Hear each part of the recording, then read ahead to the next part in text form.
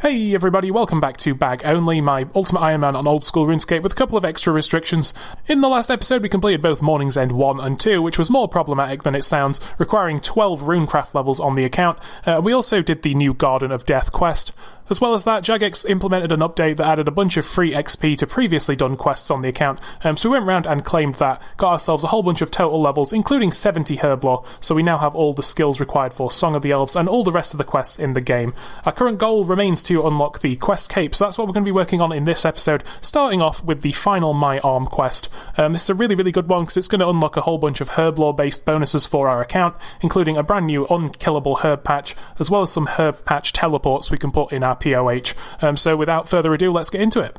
So basically this is a follow-up obviously to My Arm's Big Adventure that we did a few episodes back. Basically this adds a new landmass to the north of the Fremnik area that we can go explore, which is an area right here at the top of the map.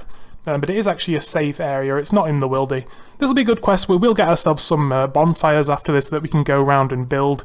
We'll have to probably sit in the salt mines for a while. I've never done this on an Iron Man. I normally just buy the salt off the Grand Exchange, so I really don't know how long it takes to mine the salt yourself, but we'll find out after this quest.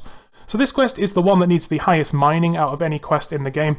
This is the one that means you have to get both 66 fire making to make the fires and also 72 mining, just so you can mine this door here to progress in the quest. Now on my main account back in the day, remember I borrowed a friend's dragon pickaxe for this quest because I couldn't afford one myself. And also the +3 special attack mining level boost does let you mine this door, because I just couldn't fathom getting 72 mining on an account. I only got 69. Not this time around, we're well prepared this time. Basically we sneak our way through the city into this cave in the back, and then once we're inside the cave we can mine that door down there from the inside to open it up. I mean, we don't have much run energy, so hopefully we don't actually just die here.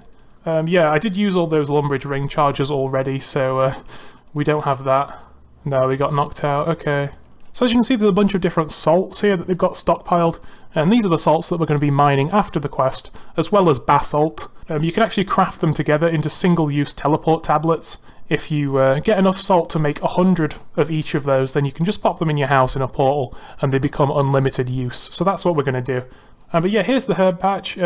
It's currently just some icy rocks, but that does get replaced with a herb patch. There's also this fire pit that you have to build first, that warms the surrounding area enough for the herbs to actually grow. And then there's a bunch of other fire pits around the game. There's one in the Lumbridge Swamp Caves that removes the need to bring a light source there. The same as in the Giant Mole Cave, there's one in there, and in the Cave Horror Cave. And then there's a couple of special ones. There's one in the Mauritania Swamp, which stops the gas attacking you and stops your food getting rotted in the swamp, which is really good. And then I think the final one is outside God Wars. It stops the frost out there from reducing your combat stats on the run up to the... Kobe!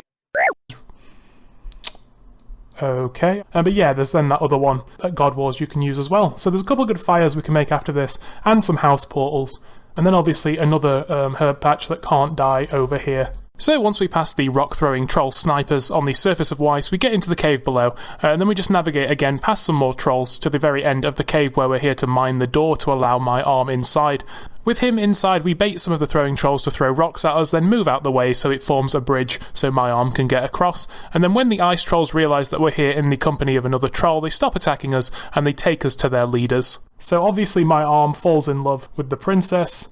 So what we need to do is enlist the help of Odd Old Mushroom here, who's one of the oldest ice trolls in the place, and he doesn't really like the king or queen either. He has a flashback to a time when the ice trolls tried to attack Keldegrim but were fought off by a young adventurer, who turns out to actually be the wise old man. So what we decide to do is go enlist the help of the wise old man. We build a coffin, and we get a Romeo and Juliet cadaverberry potion so the wise old man can appear dead, and then we can bring him to the ice trolls as some kind of fake offering. What we're actually doing is smuggling him inside so he can help us fight them off. So what we do is we head back to Weiss with the wise old man, and we do two little mini boss fights. The first one, just this guy inside the prison who's the betrothed of Snowflake. We just defeat him just like it's a little reference to troll romance. Then with him dead, we go upstairs and we fight the Queen as well. Now the Queen is buffed by this troll fire next to her, but we just need to use a bucket of water on that. Kind of like the vampire guy from Sins of the Father. We stomp out her fire and then she becomes a little bit weaker. All you need to do is keep gap from these two. They're kind of very, very similar. You just pray range to avoid their rock throwing attacks, and you stay away from their melee. Specifically with the Queen at the end, you can actually get gap on her using the stairs here that I discovered during the boss fight. You still do take a little bit of damage, but it does make it rather trivial. And also the NPCs actually help you. They do actually do damage to the boss here. So really not very difficult boss fights at all. With both those guys defeated, then it's pretty much quest complete. My arm becomes the king. He gets married to Snowflake. They have a wedding ceremony. Everyone does a dance. And then we're rewarded with knowledge of how to make troll fires and a bunch of experience. And there it is, making friends with my arm. A lot more XP than I said, but they did increase them all to like 50 and 40k, which is absolutely crazy. Oh, we got mining 74. That's nice. That's another quest out of the way, so now there's a lot of post-quest activities to do for this one. Basically, we just go down here into this basalt mine. I believe you can then use the basalt on this character? Yeah, and then we can note it, which is good. We only need 200 of this regular basalt, which doesn't stack. We need to mine these and then note them upstairs. And then we need 1,300 of the red salt here. We need 1,000 of the green salt over there. And then we need 1,050 of the cyan salt here. We're going to have a nice little portal room in our house. We're going to have a teleport portal to Troll Stronghold Roof, straight to the herb patch. A second one to Weiss. So just farming is going to be a little bit easier in terms of herb runs going forward. So that's going to be really nice. And then again, we can go around the game, build all those fires. Right guys, that's enough salts for the POH stuff, so let's go home. So now, with this noted basalt and these salts, we should be able to replace some of these portals here. So there we go, so now we have a Troll Stronghold rooftop portal here, as you can see. Puts us right at our herb patch, which is super, super useful. And then we also have this now, the Weiss portal as well. And like I said before, a Harmony Island portal in here, so 3 herb patch portals in one room. Back to mining, probably going to be more than an hour, I would imagine, based on how long it just took. Just took about 50 minutes just to get the salt and the basalt together to make the house portals. Hey, salty boys, what's going on? We've got all our salt, it looks like. Just need to go get some mahogany planks and steel bars. I'm not going to be able to go build all of them in a single trip because we need, I think, 12 bars, 12 planks. So I'll just go make all the planks and then we'll incrementally make the bars as we go round. So we should be able to build our first fire pit down here. We'll just build this one because it's the easiest one to get to, really. And there we go. So now the giant mole arena is permanently lit up. We never need to come here with a light source again, which is super helpful. Right, so we've water alter-tellied over to the next location of a bonfire. There's one right here in the Lumbridge Swamp Cave, so once again we now no longer need to bring a light source down here. And the next one here, through our brand new Weiss portal, we should be able to build a fire right next to this herb patch, which actually makes this herb patch usable, I believe. So there we go, a tool leprechaun spawns, and now we can use this to grow herbs, and it will never die thanks to our boy here, Boulder, who's going to look after our herbs for us. Right guys, off to God Wars for the first time ever. Basically, I'm sure you know, but outside God Wars there's like a snowstorm, kind of similar to when you come up here for Desert Treasure, and it drains your stats, which isn't ideal when you're going to do some bossing in God Wars. So if you build this fire, then it no longer drains your stats on the way to God Wars, so it's really nice to have built. So there we go, that's one more fire done. Hey guys, here we are on Mostly Harmless. As you can see, since we've done the hard Mauritania Diary, we have this little hop here from Mostly Harmless over to the Cave Horror Cave. If one day we get rid of our Slayer Helm again and have to come get it back, it'll save us like a minute. So that's something. So here we go. I think we just need to go make one more in Mauritania actually. But this should be the very final fire. It only took about 2 hours to mine and build everything, so certainly worth doing. If we build this one, then the ghasts just leave you alone going forward, and your food doesn't get rotted here in the swamp, which is really good. We've now got ourselves some cool stuff in our house. We've got 2 new portals over to herb patches. We've got a bunch of fires around the game which eliminate the need for a light source, for example at Giant Mole. And then also the stat drain is gone from God Wars and the food spoiling is gone from the swamp. So they're all now permanent effects. They're always going to be active on the account. So guys, next thing I'm going to do is get a natural 75 thieving. It does unlock a couple of things. Obviously we got 72 a while ago. It unlocks gnomes and also gem stalls. But it does mean then we can +3 boost once again with a squirk, and we can actually complete a Dorgish Khan rich chest for the Lumbridge Elite task. And then once we've actually done that, all we'll have left for Lumbridge Elite is actually complete Questcape itself, and then also get 88 smithing. And since we're working on Questcape immediately, very shortly after we get Questcape, we'll just send some smithing to like 83, and then we'll complete Lumbridge Elite and get rid of our Drayman staff for good. Right guys, here we are at the end of our little thieving journey today. This will be 75 thieving coming in, which means we can once again go to the Summer Garden, grab ourselves some Squirk Juice for +3. So I'll go grab a lockpick, we'll head over to the Squirk Juice, grab some tonight, then we'll just have those 2 things left for Lumbridge Elite. Right guys, so we're juiced up. We're here in Doggish Khan, just going to wait for our boost here to tick down, so you know you're not going to drink your +3 thieving boost like 1 second before it goes down. So we'll just thieve from this chest. I feel like you always succeed on these chests if you have the level. There it is, that's an Elite Lumbridge and Draenor task. So I'm thinking we'll do, obviously, since we need all the quests anyway, we'll do Song of the Elves first, and then maybe we'll go try Zolcano and see what the drops are like for noted smithing supplies. If that boss turns out to be good, we'll probably do it that way. Otherwise, we'll probably just spend a couple of weeks chilling at Gargoyles AFK. Still only need a KQ kill and a Zulrah kill for the other 2 hard diaries that we haven't completed, and then we're getting very close to the Lumbridge Elite diary. So next up, it was once again time for Tears of Guthix this week. Got ourselves 12,000 in our prayer, which is always nice. Nowhere near a level up, but it's always good to be progressing your prayer, because more prayer points are always super valuable. Hey guys, just spent 4 hours over at the crabs, and we've got more than 5 small fossils and more than 5 mediums. So there's a medium thing complete, that's really good. Quite rare for that to happen. I'll just do this whole small one as well, just because I do have 5 different ones. It's going to mean that I'm going to be able to place all of those. So that's 2 lamps, I guess. I can't remember how much these give you, I think it's 5k, but we should get a Herblore level here because we are so close to 71. 2,000, okay. And then 3,500 for the medium. So that's 71 Herblore, 1 more level, and we can actually make ranging pots with no boost, and we can also +5 stew over to stamina potions, and we can finally upgrade the pool in our house. We'll be able to make the stamina pool, then the prayer pool, and then the super restore pool as well. So for a couple of days here, I continued to AFK kill crabs on Fossil Island, racking up a bunch of fossils. The majority of these sadly were duplicates, so they weren't actually placeable in the museum, but we did manage to finish, I think, 4 displays, 2 smalls, 2 mediums, so about 10k XP in Herblore was gained, which is always nice. Alongside this, we were able to stack up a few easy clue scroll caskets and a whole bunch of Numulite as well. Starting off with 87 range, we gained 1 max hit by passing 88, and we ended up on 90 ranged, our first 90 on the account.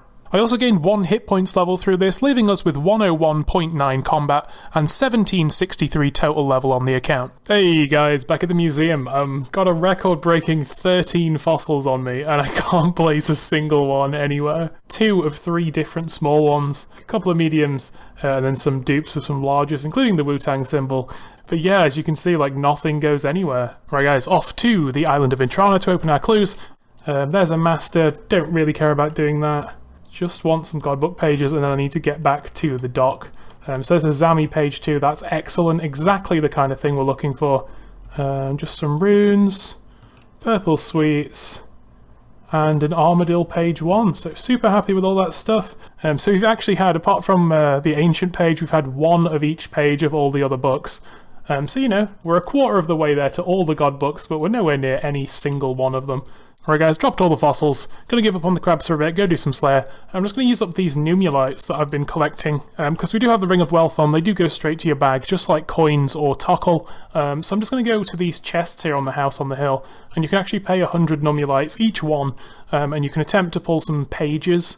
And we'll just go through all our Numulite here, because we've really got no other use for it, and these pages are at least collection log slots, so I guess it adds towards the total collection progress on this account. It's a really cool thing to do if you're in a clan with collections turned on. You can just come here, buy some Numulite off the GE, and just spam the clan chat, because there's like 12 pages you can pull. It takes literally like a minute or 2 to get all of them if you have enough Numulite. Hey guys, here we are just doing some tutorial skipping because we spent a whole lot of our Slayer points back when we did Monkey Madness 2 to try and get that Black Demon task to kill the gorillas. I'll probably just do a couple of tasks, get to 190 and go to Konar just to earn a few points back, just for skips and blocks if we do go back to Slayer. Speaking of Slayer, we're now 77, which means we have access to Brutal Black Dragons, but it's cool to have those unlocked. It's an option if you ever get given a regular Black Dragon task as well. So just something to think about. Here are the rest of the stats, obviously. Still working towards 82 attack, so yeah, just going to do some task skips here. Hey everyone, on a Dagonoth task here. In the event, we just did a Fossil Island Wyvern task last night. I actually pulled a bunch of Lanternimes and dwarf weeds noted that those guys can drop, but I actually managed to do a Greenman's Ale +1 boost on our Herblore to get 72, and make a couple of ranging pot doses. So now I've got 12 ranging pot doses, and then I've also got some anti-fire potions, which I also made. This will be our 190th task, and it is a Konar task, so it should be worth quite a lot of points. And then I may do 9 quictorial skips, just so we're at task number 200, and then we might go do another Konar task, just to get an absolute massive amount of Slayer points back on the account. We're out here, we're working on seeds, and we've got ourselves some potions we could potentially use for Dragon Slayer too, so I'll just be hanging on to those for the near future. Hey gamers, we are task skipping, and there's 81 attack on the account. Like I say, just going to get one more so we're able to equip the Fang when we definitely go to Raids 3 and get one, and then we'll probably swap to Strength. Hello Konar fans, it's time for our 200th task. What are we going to get? Worms, that's fine, love a good worm. We've also got an easy clue. I'm not going to go to Intrana just for this one. No God Page this time, but yeah. Hey guys, first time attempting these poison chalices to get ourselves a crafting boost. Apparently there's a 1 in 4 chance that drinking one of these over at the Dwarf Cannon place will give you +1 in crafting, which is actually all we need now that we have 81 to make black d'hide legs. We just need a boost of 1. So if we can nail this boost from this reclaimable drink, then all we need to do is just make our black d'hides back. We don't need to go to Solaceps, make the mushroom pie. So that's kind of nice. Anytime we need to reclaim these d'hide chaps now, it's even easier.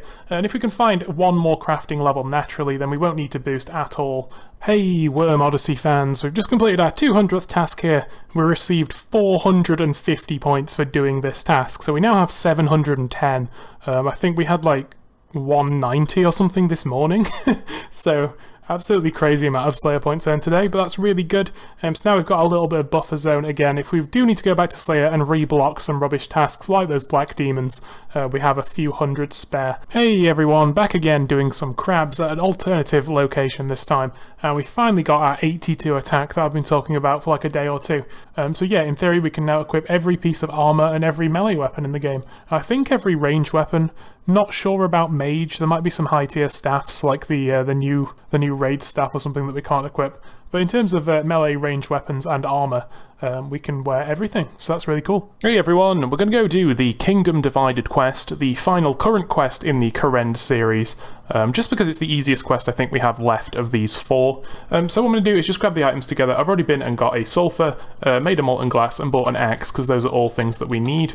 As you can see here, I've actually been and made a bunch of ruby bolt tips and diamond bolt tips. I reclaimed our Karamja gloves that teleport us to that gem mine. Obviously we've got a charged glory, so gems are quite good to mine. I just made some of those.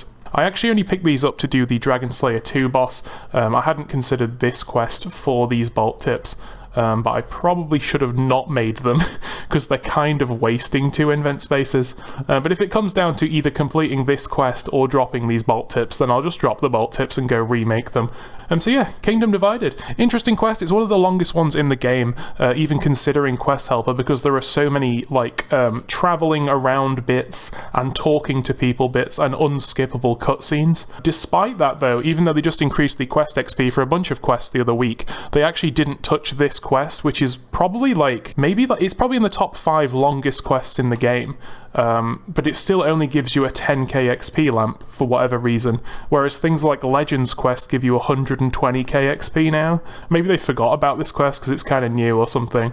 But yeah, there's just so much walking around, so many cutscenes. As usual with new quests, there are a couple of bosses throughout with some mechanics, but I think we'll be okay up till at least the final boss. It's certainly not a Grandmaster though, and we're obviously a Grandmaster gamer these days, so... but no, for this one you do get a bunch of Arceus spells, which includes all the Thrall spells, which are like the combat summons, which are probably the best spells on the Arceus spellbook. But as far as I remember, they need 3 different kinds of runes to cast, and they also require the Book of the Dead, which is the upgraded Kored's Memoirs that you get after this quest, on you as well. So if we ever want to use any combat thralls, it's going to cost us 4 inventory spaces. So I can't imagine very many places around the game where that's going to be of value over like 4 pieces of food. So coming up already is the first boss here, the Judge of Yama, the big spooky bull demon. After the cutscene, you need to dodge fire waves and then run up to him and melee him, which is good because we're in our best in slot melee gear, if you can call it that. Hopefully it's not too difficult. Obviously the other day we managed to do Sins of the Father, as well as a bunch of other stuff, so I think we're capable of beating a random demon on a dock. If we do die, then we'll have to run all the way to Port Sarim and take the boat back here, which is always effort, so let's just try not die, basically. So I don't know if this is like the monkey boss in the new raid where you can skip the phase if you get to him and melee him, but he's only got 260 health, which is nice. Like I say, this isn't a Grandmaster quest. Probably would have been better to bring like a DDS for this, maybe? Just run up to him after the first lot of fires and just dump 4 specs. Like, we might have been able to get half his health down straight away. But I haven't really been bringing spec weapons very much on this account. Obviously, again, it's an inventory space. I've always batted around the idea of main-handing a godsword if we ever got one. You know, just to have like a single inventory melee weapon. Just running around with a godsword, doing everyday meleeing with a godsword like an absolute champion. I just feel like that would look really funny, even though it probably wouldn't be efficient. But who knows if we'll ever manage to get a godsword on this account. There we go, the first mini-boss of Kingdom Divided is down. But sadly that is only like 1/10 of the quest done. So you basically have to find a new king for Kourend, because the citizens are crying out for leadership. They don't want to be led by just the individual councils anymore. But we do learn some lore, and we have to run around, talk to a bunch of people. We need to go find the king's long-lost daughter, like locked up. It's a very strange quest. Okay gamers, here we are at the Kourend Woodland. Obviously we have unlimited teleports here with this reclaimable blessing, which is really nice. And then we've brought enough for the maximum charges for this book, which is 40. So now it's off to Arceus to actually continue with the quest itself. Obviously this is a big library full of all the books, and one of the books that we need is Rose's diary, so we can read it. Rose is the daughter of the old king of Kourend, and we need to find her. So we get a hidden note from inside the diary, similar to when you use a knife on the Kourend's memoirs when you get it to get that additional page. So this guy says, oh, we need to go check in the Forthos ruins. Obviously we're completely familiar with the Forthos ruin on this account, been there a long time to do the bone burner to kill red dragons, stuff like that. Anyway, we catch up with Martin, we talk to him, and then we need to discover where Rose has gone. Basically, there's some codes written on these rocks to help us translate this secret note that fell out of the book. Turns out we need to head up over to near Wintertop, which is always nice, because we do obviously have a portal to get there in our house. So we're going to have to leave, go grab some fire spell runes. I don't think you need enough for combat, I think you just need enough to cast on some ice blocks over near Wintertop to melt them, to find some clues inside. So this is actually a cannonable multi-ice giant spot, if you guys weren't aware. If you ever somehow get an ice giant task, I don't even know who assigns those, maybe Vanica or someone mid-level. And it seems like forces unbeknownst to us are actually keeping an eye on our progress here. Maybe they don't want us to find Rose, so they send some assassins after us, which is kind of uncool. So now we use our fire spell that we brought, specifically for this to melt the ice. Now hopefully we don't splash. Now we can search the ice and get a key, but we have a full invent as usual. So we have a brand new note now. We turn this into Martin, and he will suggest that we go look somewhere else. We actually head back to Piscarilius. I guess we can just use the book, because we brought it. It is nice to have. Obviously, it does get upgraded after this quest. It currently only has 1 prayer in terms of combat stats, but I think after this quest it gets maybe 3 prayer or something, and like 6 mage accuracy. So it becomes a reasonable offhand mage item. Obviously, we still want a god book, which has better stats than it at some stage. But this time we're greeted with a cutscene, which is nice. Seems like Martin gets arrested for being a revolutionary. Anyway, we read the note and then we have to move on somewhere else. So here we are in a basement near the farming guild, where Rose has been held captive for a long time. And then this creepy old man comes in and explains himself. So apparently her father, the king, was cursed, and because of his curse, this guy was entrusted with keeping his daughter safe in this underground tomb. But we come back with Commander Falor, who initially gave us this quest, and we try and liberate her. But interestingly, after this final boss, quote-unquote, there is actually a whole other segment of the quest, which is actually the part where we need this inventory line here of quest items. You don't actually need them till after the boss.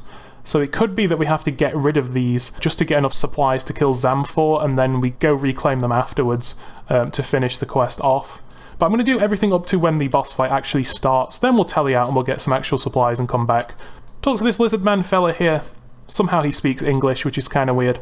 Be nice to just receive like a 5 bullet point lore summary after completing a quest. So if you're kind of interested in the thing but you don't want to watch 40 minutes of cutscenes, you know, I think that'd be a nice like medium. So now we can exit the lizard temple, we go back into the swamp in the south, and we search some lizard man eggs, and only one of the piles of eggs actually contains what we're looking for.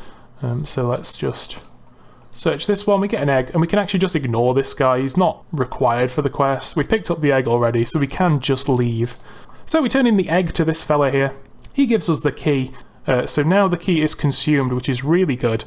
That means if we do have to come back here in a minute to fight this boss, which we will have to do, then we'll have the extra indent space that would otherwise have been a key as an additional supply, so that's really nice. Okay guys, we're back at the Lizardman Temple, full up on potatoes, 2 prayer pots, also made some diamond bolts E, because we had some diamond tips in our invent, so I thought why not? And I've also sipped one of the range pots that we had noted up from Wyverns the other day. I've just sipped up a defense pot as well, but let's just see what happens basically. Just need to be ready to like swap and kill her hands when they spawn, and then also run away from her other hand ability. This thing here that's kind of like a Vorkath.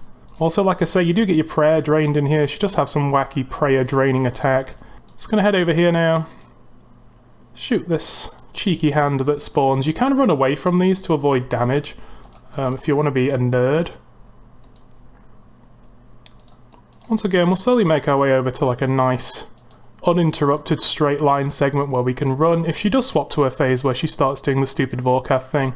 Not sure, but I've still yet to see a diamond bolt proc on the boss itself. I think we just saw one throughout this fight on the hand. There's one. It hit a 10. Yeah, there we go.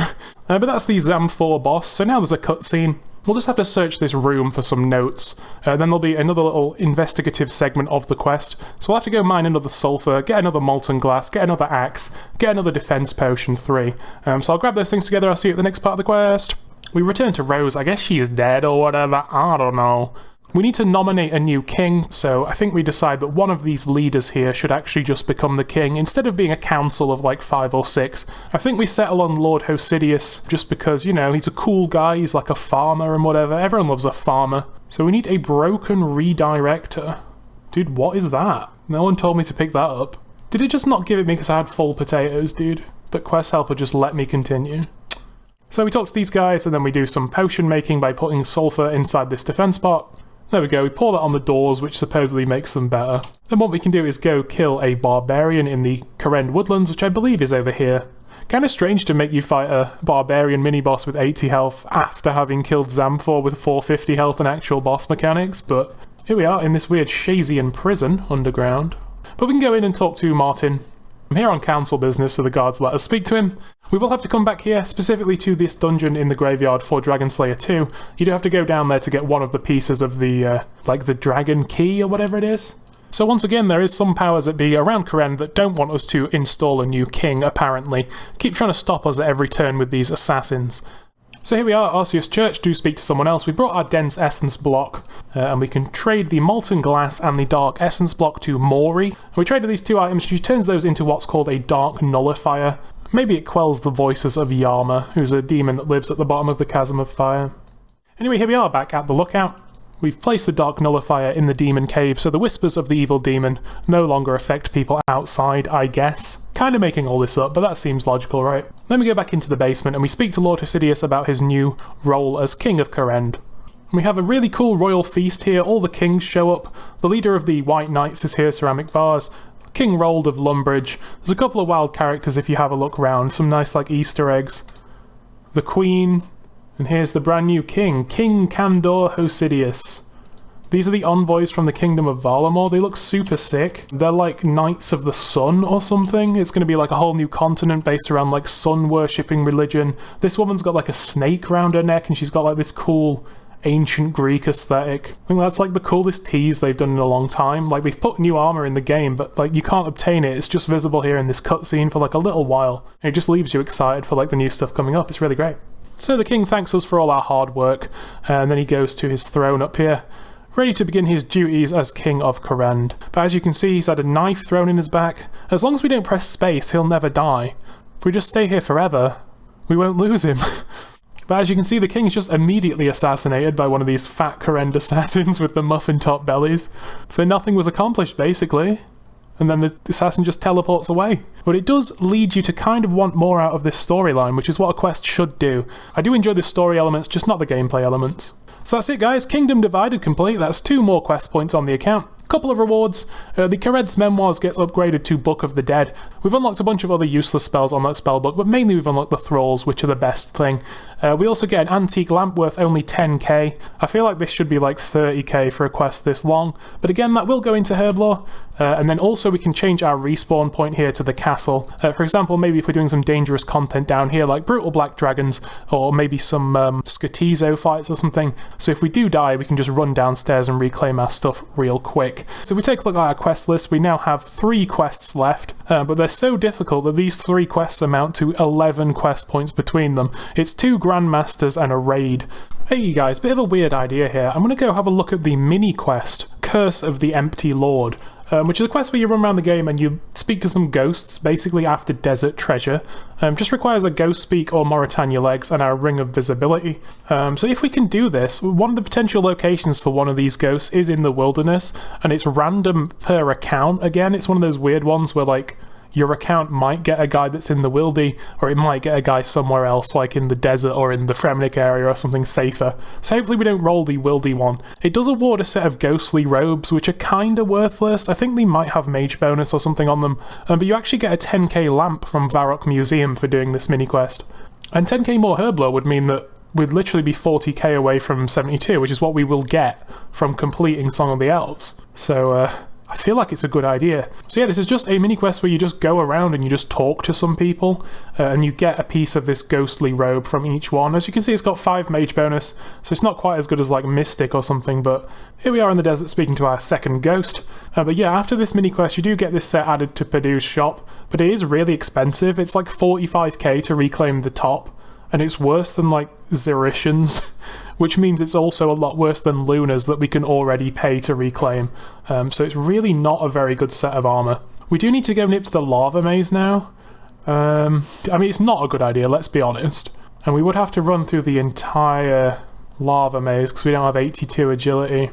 Right guys, here we are, hopping to a free-to-play world. I've got some swordfish and some lobsters. Don't really know why I'm doing this. It seems like a terrible idea. It's all in aid of a 10k Herblore lamp. But you know, it's banter, innit? So let's go. It's content. So supposedly it said you could do this in free-to-play, but maybe it means you can just get through the lava maze safely in free-to-play, then hop back to members to talk to the ghost? Because surely the Mauritania legs and the ring of visibility don't work in free-to-play, because they're members' items. I can't even equip this. Gonna have to hop to a members' world and maybe die? Hello guys, give me a ghostly robes please. Quick. Okay, back to free-to-play. Right guys, off into the Edgeville dungeon for the final ghost. I've been to the Falador one and the Tree Gnome Village one, so just one more ghost left to speak to. Made an immense space for his set of ghostly robes. There is a gamer here. I mean, it's probably a bot, but hopefully it doesn't, you know, scout us out. Go, go, go, go, go, go, go, go, go, before this Earth Warrior paths through you and attacks me. Hurry up, hurry up, hurry up. Shame you're not allowed to use those kind of packet clients that like Rendy used on some of those videos, where he shows that you can go through 8 dialogues in a tick. It would really make a lot of these quests just so much quicker. So that's the full ghostly set, so we actually don't need to keep any of this rubbish, because it really does suck. There's not a single piece that's any good. But it does mean we have now a whole other armor set added to this Lost Property shop, which is cool. You know, maybe it should be a nice goal on the account to fill up that shop. But yeah, just thought I'd do a little bit of a diversion there and complete the Curse of the Empty Lord mini-quest for 10k Herblore. And we just had to go into the wilderness with all our stuff twice. But that does mean we're now only 40k away from 72 Herblore, which means once we do Song of the Elves, we'll literally be 400 XP away. Crazy times.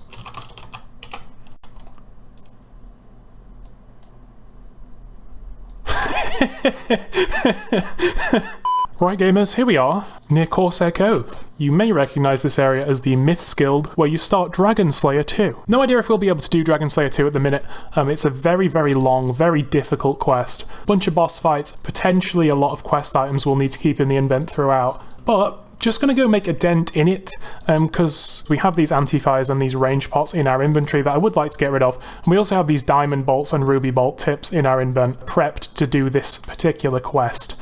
So what we do is we come over to Moosa Point, we talk to this guy Dallas Jones, who tries to tell us the story of Elvarg, but little does he know that we actually are the ones who initially killed Elvarg in Dragon Slayer 1.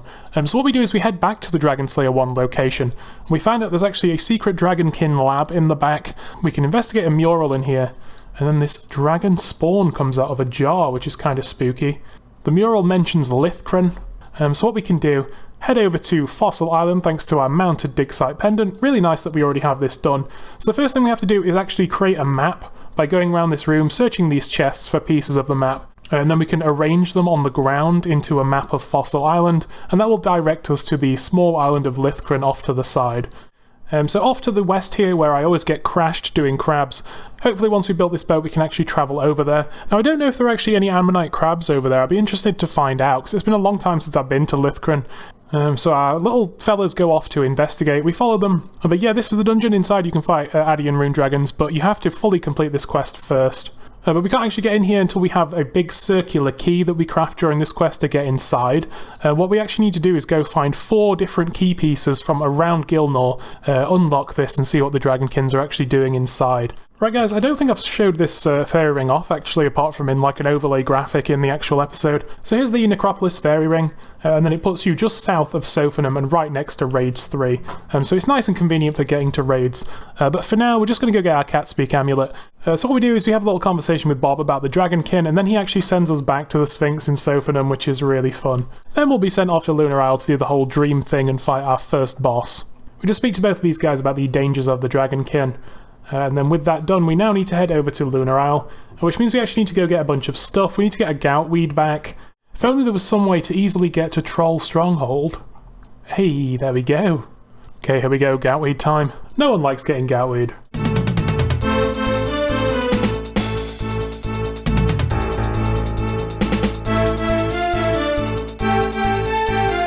Grab a Goutweed, we're out. Weed. So there we go, that's the Dream Vial fully created. Okay guys, I've got something resembling an inventory. Pre-potted up and we've got 10 Karam ones. I'm not confident, I'll be honest with you. You may notice I've alched the D-Sim and I've got a Dragon Mace. Supposedly, you get like double the DPS with a Dragon Mace as opposed to the D-Skim, so we step through, we protect from range. I don't think you can tele out of here, if I remember correctly. And this guy can actually hit a, like 34 with his standard attack. Let's just hope for the best, keep our HP nice and high, and then just get out of the way when he tries to do his big snipe. He can hit 34s, and he's one of those lovely enemies where like half his damage does actually go through your protection prayers. Can't fully pray against what he can do. Really should probably eat like now when we're running away from his specs. Now the thing with this guy, he has like 150 defense against stab and slash, and only like 60 defense against crush, which is why this arguably inferior weapon is actually higher DPS here than the scimitar, but I think we might be okay. Again, I just don't want to jinx it, but hey, there we go. First tried him, lovely. Really glad I didn't have to get rid of our diamond bolts or ruby bolt tips in order to fight that guy. So there's a little flashback of Robert the Strong at the Lithcran dungeon. As you can see, the Dragonkin guy just destroys Robert the Strong's party. What these guys do is, in order to seal the Dragonkin away forever, they break the key into 4 pieces and spread it around the world of Gilnor. So what we have to do is go around and get all 4 pieces and remake the key, and then come back here and we're able to get inside and stop the Dragonkin. Right, key piece number 1 should be below the Shazian area in Kourend, so here we are. So in here there's a bunch of different skeletons with different combat styles, so you're not able to just throw on one protection prayer and run past all these guys and dodge all their damage. We also don't have any run energy, so there is that as well. There we go, we're safe. Okay, so puzzle time for the first of 4 keys. So the one from Carville is Tristan, so we put him north. Opposite the one with the bow, so we place Robert south. The one with the axe, she is west. So there we go, that's 1/4 of the key. Now what's going to be really annoying here is we're going to have up to 3 key pieces filling our inventory until we get the 4th one and we can combine them. So I should probably have a look at the other pieces and just see kind of what it is we need to do. For example, one of the pieces we need to kill Vorkath. So really we should probably go do Vorkath first, before our inventory fills with key pieces, even though the wiki and the quest guide suggest something else. Right guys, I need more diamonds for this. I've only got 22 diamond bolts after doing the Karen quest. So I'm going to need some more. I have made 200 enchanted rubies though, so I'm going to chill here maybe for like half an hour at the gem mine, see what we can get, and then yeah, we'll go try a Vorkath kill. I've got a super anti-poison, we can get some of these regular anti-fires and ranging pots unnoted. Now obviously the quest version of Vorkath is a bit weaker than the like standard version you fight after the quest for loot, so that's promising. Hopefully we'll actually be able to do it. Hey everyone, there we go. That's the last diamond I'm going for here. We've been here 40 minutes now, and we've just got ourselves our 7th diamond. If we do need like a big stack of diamond bolts for PVM or something, we're definitely going to have to look for another method, because this is not going to be sustainable. Anyway, that should be around 106 diamond bolts when we do make those. Partway through I did decide to start keeping the ruby tips as well. I think it's a good idea to get rid of our regular addy bolts, just for the invent space, so I do want to turn as many into enchanted special bolts as possible right now. I think I am going to go to Dust Devils and get some dust runes, because we need airs and earths for Crumble Undead so we can kill Vorkath's little summon thing, just to save again one more invent space on runes. So we will be starting the fight with the ruby bolts because they have a chance to do 10% of the target's health, capped at 100, so they're most effective at the start of the fight. And then once he gets down to like, you know, a couple of hundred HP, we'll swap over to the diamonds as they're more likely to hit something. And obviously we've done Kanda in hard, so we have more chance of these activating. It's been a while since I've done this, honestly, but as far as I know, you just DPS him and just move when he does his special attacks, turn your prayers back on when he turns them off, and then when he freezes you and spawns his spawn, we quickly press our spellbook, click Crumble Undead, and then click on him. So let's have a go.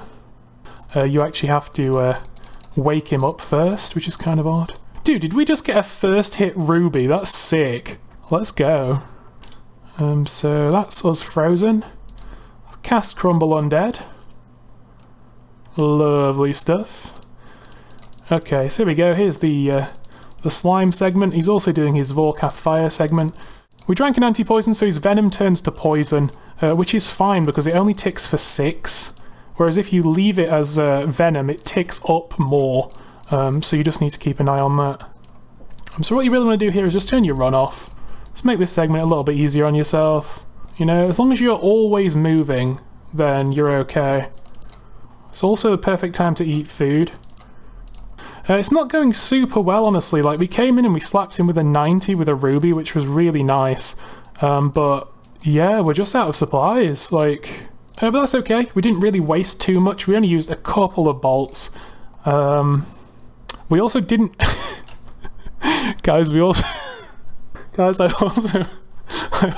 Guys, I also didn't get either the anti-dragon shield or an anti-fire sip, so we just did that whole fight with no dragon protection at all. Right guys, we're back. This time with anti-fire protection. So let's just be very careful here. Oh my god. Dude, I tabbed out there to check the volume and I nearly died. Can't tab out at Vorkath, it's just not okay. And let's just walk around a bit, you know? Have a casual little walk around Gilnor. Hopefully some rubies actually proc today. So just make sure we move out the way of his specs. There's a ruby bolt. Dude, 63! What? That's crazy. So that's what we want to see, some big rubies. Well, let's just walk over to this tile, and then as soon as we pass this green, we'll head north. So I think that's a good point now to start using diamonds instead. Because we don't want to die to our own self-damage from rubies. Don't know how we're going to do a proper Vorkath after this, but hopefully after Questgate we have, like, less garbage in our invent. Just hit. There we go, Vorkath down, boys. Mini-boss of Dragon Slayer 2 defeated. So currently we don't have Quest Helper because it's telling us to go do the Varrock key piece. So what we need to do is basically just use the wiki guide. So with Vorkath down, we go round the back, inside this cave. And we get ourselves an ancient key and a dragon key piece. Awesome, so that's 2 key pieces and the ancient key. So the third piece we'll be going for is the Karamja one. I'm leaving the easiest one till last, obviously, because each key piece we get is going to reduce our inventory space by 1. So this key piece is at the bottom of a dungeon. It's a bit like a maze down in the Krazi jungle. It's full of aggressive golems of different combat styles and invisible traps in the wall, as well as these tripwires that you have to hop over that can give you unavoidable damage as well. So coming here with only about 8 cheese potatoes simply wasn't enough to get through the first time. So I teleported out, came back with more supplies, and on our second attempt we actually tried to search every single trap in the wall as we went round. Now, kind of similar to the underground pass, there's still a chance to fail these even if you see them and click disarm. So still on our second attempt I very nearly had to tally out again, but we just about made it to this centre, opened the chest and got our third of 4 key pieces. So now the final piece is the Mauritania piece, which requires a dragon stone. So what we need to do for that one is probably go back to Gorax, because we still have our Ring of Wealth, safe spot some of those bad boys till we get 2 crystal key halves, just like back in the day getting that jewellery box too. Hey guys, there it is. Don't know how long we've been here, but long enough for 17 Gorak claws to spawn, so we're done. Got ourselves a crystal key, so now we can go crack open a Tavali crystal chest, get a guaranteed dragon stone to find the final piece in the Mauritania swamp. So let's ask her about the key piece, and then with her advice we can make the locator orb. Alright guys, let's try this out. I don't really know where to start. I think this can be almost entirely random for your account, but as you can see, there's so many ghasts chasing us, but they can't do anything because we've lit the fire in the swamp, which is just amazing. This would be a lot more difficult if all our food was getting rotted this entire time. There's a strange looking Hispori type plant, which is part of the Night at the Theatre quest. We'll probably come back here and interact with this a little bit later when we come to doing that quest. Northeast a little more. I think we're getting close. There we go, that's all 4 key pieces. That's really good. We just need to go into the Ancient Caverns, so I'm going to run to Lumbridge, grab our Anti-Dragon Fire Shield, completely fill up on health and food, then I'll go grab 3 casts of either Fire Wave or Fire Surge so we can light the furnace to combine our key pieces, and then yeah, we'll finish this key off. Dude. Myth dragons hit hard. I didn't realise we'd have to come up here. Anyway, like I say, there's 3 little flame things that ignite this furnace, so we bring 3 casts of this spell, and we cast on all 3 of these. And then with this central thing aflame, then maybe, yeah, now the forge at the back will actually work. Forge the key on one of the anvils down here. So now we hammer all the key together. The ancient key itself we used up on the door back there. So there we go, we've remade the dragon key. So next thing is we need to head to Lithcren. So here we are inside the Lithcren dungeon. Here's Galvek, a spooky little dragon creation made by the Dragonkin, which we're going to need to defeat at the very end of the quest. So we'll just go through this conversation with this evil Dragonkin leader guy, and he uses some of his Dragonkin magic to awaken Galvek. I guess Dallas dies, but we grab Bob the Cat and we get out of there. And then now we are tasked to go around the whole game, speak to all the leaders, all the different kings and stuff around the different kingdoms, and get them to come together and bring an army together to go and fight the Dragonkin. Right guys, we've called the Peace Council up at the Greybeard. Wait, no, wrong game, never mind. Anyway, all the leaders are here, just going to discuss the Dragonkin threat, and then we'll all group up over at Relica, ready to hop on the boat and do the final segment of this quest, which is the combat segment. So that should be really fun, let's go do it. It starts off with us having to repair a boat, and then after that we need to hop over to the main ship and kill a couple of dragons.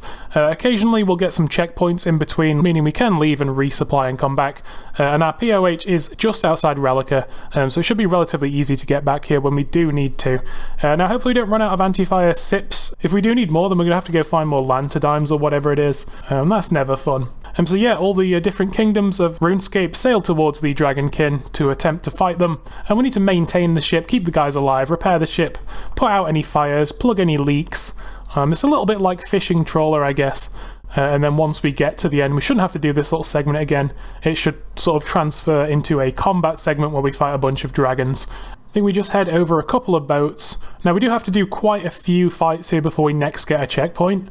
There's a red dragon, an iron dragon, a brutal green, then 2 normal green and 2 blue apparently. I think we get some help from some NPCs though, so it shouldn't be as bad as it sounds. But that is a lot of dragons to fight. So everyone's already in combat with the dragons, it looks like, so we can just shoot. We've still got our regular addy bolts, so we'll just use those and we'll save our prayer until we need it. The wise old man's actually here as well, which is really cool to see him. Doing some decent damage here. I'm not even using range prey. Just saving it, but obviously we are potted up to 100 range, so that's pretty nice. Nice to see Sir Tiffy actually doing some combat, as well as the One Eromancer. All these iconic characters from all these quests we've been doing for the past few months, they all kind of come together to fight the dragons off, so that's really cool to see. Almost there. I imagine this big ship here will be where we fight the 4 dragons at once that we need to fight in a second. And then after those 4 there'll be a little bit of a checkpoint in which we can leave, and then we need to come back and fight even stronger dragons afterwards. So if I just stand under this one and fight the others? Genius! Yeah, recently they changed the Varrock God model as well, which is cool. Instead of being those really ugly, like, Buzz Lightyear dudes that I've commented on before, they're now just normal RuneScape NPCs in some custom Varrock armor. So that's really good, a nice change to the game. So with this dragon dead, there should be a checkpoint with a cutscene. Then we need to kill a black, steel, and brutal red dragon one at a time. And we need to also dodge Galvek's fire now. He'll incrementally fire some of these one-hit KO fireballs at us, so we need to keep an eye out for those and dodge them as we fight these other dragons. Got a ton of prayer potions to do more attempts of this. We're just getting a little bit low on anti-fire and range potions because we didn't make many initially. We just made enough from like the herbs we got from a single wyvern task, so I don't really know where we would go in future to get more. So hopefully the 5 doses we have left is enough for this entire quest. It's a bit of a big ask, but... So just this guy in a brutal green, then we get another checkpoint, then I will probably leave, because afterwards we've got some really difficult dragons to kill. Quite a lot of combat still left. The upcoming dragons are only going to get tankier, and they're only going to do more and more damage. Right guys, we're back on the boat. We've got ourselves anti-fired up. We've got ourselves range potted up, and we're also... Oh my god! I was setting up my recorder. I've never died so fast. Oh, right guys, we've just done our walk of shame. Not sure why it doesn't just equip you with all your stuff. Do we do a random event? You know what, we'll do it because I think it's good luck for completing the quest. Guess we get ourselves at the very least some Herblore XP for that death, so it is something at least, even if it did cost us 100,000 GP. So this time I'm going to keep an eye on Galvek over here, make sure he doesn't try anything funny. But these guys do actually hit you with both range and magic, so it's quite hard to pray against everything that you need to here. So that's the first one down. Let's go for the Addy next. This is the guy that poisons you, so chuck on an anti-poison real quick. Yeah, the Addy Dragon's actually Ruby Bolt you, but it uses the exact same sound effect, even though they're not properly firing bolts. So that was just really confusing me. I thought, Ruby Spec was going off, but no, it's in fact this guy just causing trouble. But now we only have 2 food to kill a rune dragon, which is not really ideal. I think we'll probably run out of supplies for this one. I think we need more. But, you know, we're fully range potted up. We're using our best prayer possible. We're using our best ranging gear possible. But rune drags are just so tanky. So it's just a case of, will we hit... Right, we've got to go. That sucks. I'll go to Brimhaven, we'll get Karambwans for this attempt, and we'll go straight back. Okay, we're back. Rune drag time. Will we go off, or will our bolts hit nothing? There's a ruby, but only did 29, so it's probably time to swap back to Diamondes. Once again, we're right down to the wire, but thank you. So now we can teleport out and stock up for the final battle, which is actually difficult. This guy probably has the most health out of anything we fought so far in the whole game. He has 4 phases of 300 HP each. Obviously, a good ruby at high health does 100 damage, so if we get really, really good RNG, we should be able to chip through that damage relatively quickly. But he shares some of the mechanics from Vorkath, like turning off your prayers. He has 4 different phases with special mechanics, so I really don't know that we're going to be able to get through 4 phases of a boss with this much stuff, especially bearing in mind that we now have 1 anti-fire sip left. Okay guys, here we are in Relica. I'm fairly sure there's no way we're killing Galvek with this invent, but we have been able to get rid of a couple of things, most notably the anti-poison and the insulated boots, because we are now past the Addy and the Rune Dragons. But I'm just going to go have a go at this just to see how well we can do, I guess. Worst case scenario, we die, and it's not the end of the world. We can dodge his things with these tile markers that are still here from the last time I did this quest, which is crazy, honestly. So now phase 2, he launches projectiles at you which can drain your stats, also destroys your run energy, turns your prayers off. Okay, Galvek, I see what you're doing, buddy. There's a ruby. So now he's on phase 3, so he summons waves, but we don't have very much run energy, so let's just hope we can do this.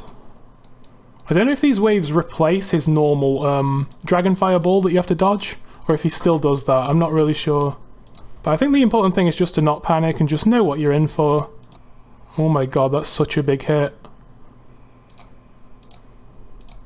Most important thing is just ignore him, have auto-retaliate off so it doesn't run you into the waves. Right, phase 4, he now launches some projectiles which I don't actually know how you dodge. If we died with food in our invent, I'd be really annoyed, because that's just a really stupid way to die. Right, we're out. Don't think we're doing 190 health before he does 36 to us. Do we telly? We telly, yeah. I'm not dying for this. Wow, that went really, really well. 161 health on attempt 1. But our stats weren't drained too bad. Our range was still above 90. We just ran out of food. But the thing is, I feel like that was a really lucky attempt. I feel like we got a lot of ruby hits off. So we could do the exact same thing again and do worse. But yeah, that is it for our supplies. So we now don't have any range pots left. And we don't have any anti-fires left, so I'm going to have to go find a place to earn some more of those before we go have another attempt. So I'm going to do a little bit of wikiing, and then we'll go smash out another attempt, because I think that was a really, really good first try. Right guys, time for some huge gaming. Turns out that ancient Zygamites here on Fossil Island can drop both Lantadymes and Dwarfweeds. We really only need one of each. Zygamites drop Lantadymes 1 in 53. It can be either a single or 2 Lantadymes noted. Then they also drop the Dwarfweeds we need for our ranging pots at 1 in 40. So if we kill like 60 of these Zygamites, we should have both the herbs we need to go attempt Dragon Slayer 2 again. So I've just got basic combat parts, I've got some of this mushroom spray stuff. So hopefully we have the fungicide sprayer perk so we don't have to right click kill these guys every time.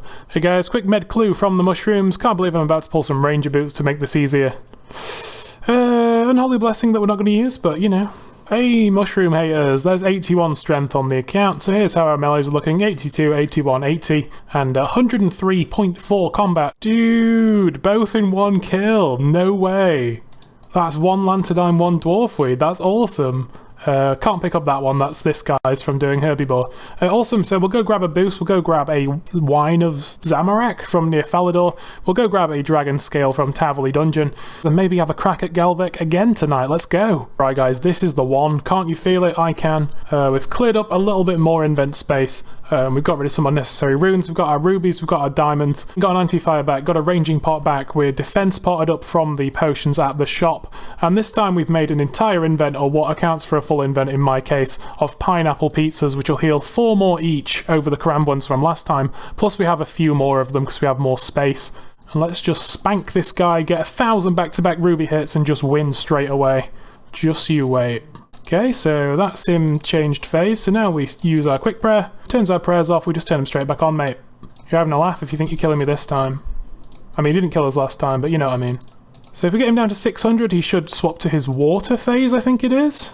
If he drains our range too much, then I'll just drink another sip of potion. Don't mind using more than 1 sip per attempt, because you know, if you don't, then you're playing to fail. Speaking of failing, I feel like we've only had 1 ruby spec this whole fight so far. What was the point even bringing a range pot if we're just going to hit zeros? There we go, there's 100. Right, phase 3. This is where he summons waves, so it's actually a little bit easier, because he messes about summoning this wave for so long. Gives you some like actual chance to shoot him. I think I've got auto-retaliate on actually, which is really stupid. Oh my god. Dude, chanced. So what happened there is I was turning auto-retaliate off because it was going to get me killed, and then I almost got killed. The reason I had it on obviously was I went to just go kill mushrooms for a bit to get the herbs. And also the whole time he's draining me, he's draining my run energy, so we were on walk. Let the waves happen, then get straight back into hitting him just as quick as possible. There's a ruby, baby, that's what we want to see. Didn't seem to do much though. I guess at this point rubies only hit like 60. And this is the final phase. Supposedly he turns on some kind of earth projectiles now. We'll just eat to full. Turns you to stone and then you can't dodge his other things. Which is obviously not what you want. Now we're swapping to diamonds. Big diamonds please. How are we in melee range there, dude? What is that? 159 HP to do. Get out of the way of the rock. There's a 2. There's like a 9. There's a dodge. Turn prayer back on when he turns it off. Dodge the rock, shoot him again. I've got 1 food, i.e. 2 bites of 1 food. Gonna have to eat, I think. It's a good opportunity to eat though, because he's doing his stupid special. Turns our prayers off, that's a really good one because it doesn't do any DPS. RNG. RNG. RNG, come on dude. Oh, there we go, Dragon Slayer 2 in the bin, boys. That's Galvek defeated, another Grandmaster on the account. With the help of all the Grand Heroes of Gyalnor, the Dragonkin are defeated, Galvek is destroyed, and now we can head back to the Myths Guild and get ourselves access. Of course, it wasn't without loss. A lot of soldiers lost their lives, as well as a lot of dragons, but most importantly, we lost Bob. Let's get out of here, let's claim our rewards. This is one of those quests that did receive a boosted amount of XP in the most recent boost of XP for every Grandmaster quest, so we actually get tens of thousands for this one. I did my best with the supplies and inventory space that we did have, but again, like, had the rubies and diamonds not gone off when we wanted them to, then we would have had to have made another attempt, and we only had one anti-fire sip, which isn't enough for a full kill, so it probably would have been back to Mushroom Boys for another go, so I'm really glad that's out the way. I am now a Dragon Slayer. There it is, everyone. Dragon Slayer 2 on the account. That's worth 5 quest points. Full access to the Myths Guild, which comes with a whole bunch of stuff. 77 smithing, which is adamant full helms, 75 mining, which is rune ore in the blast mine, and of course we get access to the guild itself. So if we go inside, we can have a look at some of the features. The biggest thing is there's a downstairs with access to every kind of normal coloured dragon very easily. So if you ever get a dragon task or you just need some D-hides, you can come here instead, including the baby variants and blue dragon scales to make anti-fire potions without going all the way to Taverley Dungeon. There's also a fountain here where you can charge all your dragonstone items, obviously except the Ring of Wealth, because you can only do that one in the wilderness. These fellas here are doing themselves some Wrath runes, which I think is 95 runecraft. The altar is actually down here, just on a separate island that you have to run through this dragon cave to reach, and it lets you cast the best spells on the normal spellbook. There's a bank that's on the same tile as a cooking range, so it's even better than Birthup, because at Birthup it's a cooking fire. If we talk to this NPC who is also the Herblore shop, then we can talk to her about super anti-fires, which we can't obviously make without like 92 Herblore, but she does teach us the recipe, so when we do get there, we'll be able to make those. And then upstairs there is a shop where you can buy these mythical capes. Like I say, they're 10k each. This has 1 prayer and 1 melee strength and 6 crush attack bonus, so it's technically our best melee cape, and it also offers a teleport right to the guild here. So we'll pop one of these in our house, in our achievement gallery for now. Obviously that's not POH storage, it's just building a mounted teleport option, which from episode 1 I've said would be within the rules. If we ever need to remove the cape from the cape rack in our house, I'll simply destroy it so as not to have stored it in our house. And then there's also a shop that sells all these nice dragon weapons, so you can just come straight here, buy a DDS, buy a dragon mace, buy a dragon battle axe. We can actually now go back to Fossil Island, go back to Lithcren, and we can do ourselves some extra fights against adamant dragons and rune dragons for really good GP and alkables. I'm just going to head over to Ardy and grab a dig site pendant, because we need to make a new one, and then we can take it over to Fossil Island and attune it to the Lithcren dungeon. So for now I'll be putting this mythical cape, like I say, on our cape hanger here in the achievement gallery, so we can use it as an unlimited teleport. And then if I want to go back and get another cape for personal use, we'll have to head over to the shop in the Myths Guild and buy a fresh one. We're not allowed to use this one. Speaking of Lithcren, we can go there and we can make the ferocious gloves with a Hydra leather after this quest. Obviously Hydra's like 90 or 95 Slayer, so it's a long way off. As well as the Addy Dragons and the Rune Dragons, we can go back and fight Vorkath now, and so that's something we'll probably do later down the line when we're closer to 99 range. One more thing you get from this quest is the ability to speak to cats around the game without the cat speak amulet. I guess because we spent time in Bob the Cat's dreams, we got some kind of cat powers. It's not really very important, but it is just another permanent unlock on the account. So much stuff with Dragon Slayer 2. Let's go, let's see if any big time gamers are killing any rune or addy dragons. Doesn't look like it. These rooms used to be full, you had to hop worlds to find one. Anyway, we can use our dig site pendant on this book, which binds the magic to this place. Now if we rub it, there is of course a third option to take us down here, as well as the other 2 options it already had. And of course this extends to the dig site pendant in our house. So that was Dragon Slayer 2, quite a day. 2 quests left to do. Probably polish off Night at the Theatre, at least the quest-based portion of it first. Then maybe it's off to Barrows to get some better gear to try and take on an entry mode raid. See if we can find any partners to do that. And then as soon as we've done Song of the Elves, we'll have the quest cape, which we can use for a Falador Elite step, do a skill cape or quest cape emote in Falador Castle, but more importantly we can use it for the Lumbridge Elite task, and then all we'll have left for Lumbridge Elite, getting rid of our Drayman staff, will be getting 88 smithing. So that'll probably be our primary goal once we're done with quest cape directly, just before we get into PVM, because it'll be so important to be able to have access to fairy rings easier. And then yeah, we'll be in a crazy good position on the account. That was the Dragon Slayer 2 adventure, guys. Catch you in the next one. Right guys, and with that I'm going to call this episode here done. Going to be really quick with this outro because this video is already over an hour, as you can see. So just what we did today, we did Making Friends with My Arm, we did A Kingdom Divided, and we also did Dragon Slayer 2. So an absolutely jam-packed episode. There was hours and hours of footage I had to squeeze down. Hope you guys enjoyed this one regardless. Drop us a comment if you have anything to say about this episode or any suggestions or ideas for future content. And if you want to see the next one, obviously you can also subscribe. And if you would, click on that like. It really does help. So yeah, hope you guys have a great new year. I'll be back soon, probably with Theatre of Blood and Barrows content, and then finally Song of the Elves for our Questcape. So yeah, I guess I'll just see you in the next one. Take care.